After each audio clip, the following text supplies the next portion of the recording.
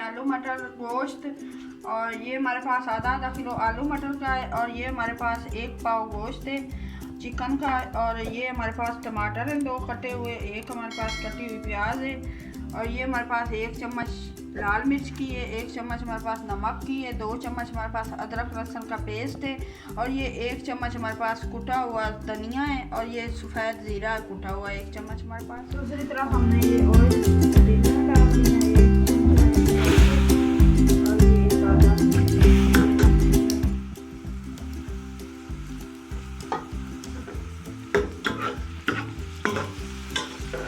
प्याज हमारे गोल्डन हो गए, इसमें हम नमक डालते हैं। ये जो हमारे पास चिकन है वो भी ऐड कर देंगे।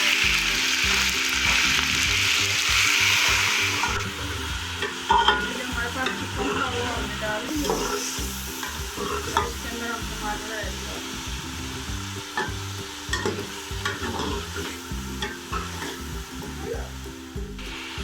ये हमने अदरक लहसुन का पेस्ट भी डाल दिया।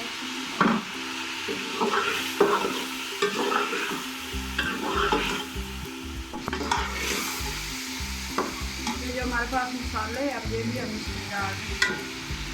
ये नमक पहले हमने डाल दिया मिर्ची और जीरा, और ये धनिया पाउडर है।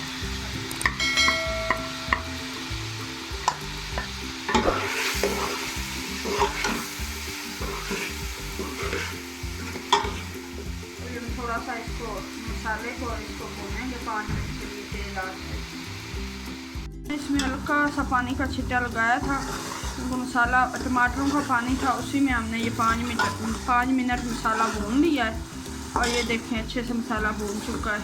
इसमें अब हम आलू मटर डाल रहे हैं, ये आधा किलो जो हमारे पास है। ये आलू मटर हमने मिक्स कर लिए हैं, इसके अंदर हम 1 कप पानी डाल रहे हैं।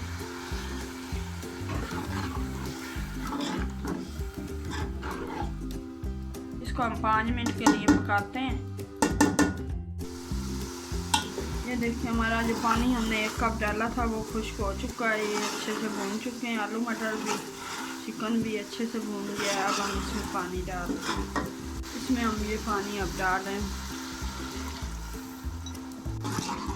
1.5 गिलास हम इसमें पानी 1.5 गिलास हमने इसके अंदर पानी का डाल दिया है। तो आप अपने हिसाब से भी डाल सकते हैं। बस 5 मिनट हम इसको पका रहे हैं। हमारा पक चुका है पूरी तरह, अब हम इसको चूल्हे को बंद कर देंगे। ये आलू गोश्त मटर हमारा तैयार है। अगर आपको ये रेसिपी अच्छी लगी हो तो लाइक करना, शेयर करना। हम मिलेंगे एक नई रेसिपी के साथ, तब तक के लिए अल्लाह हाफिज़।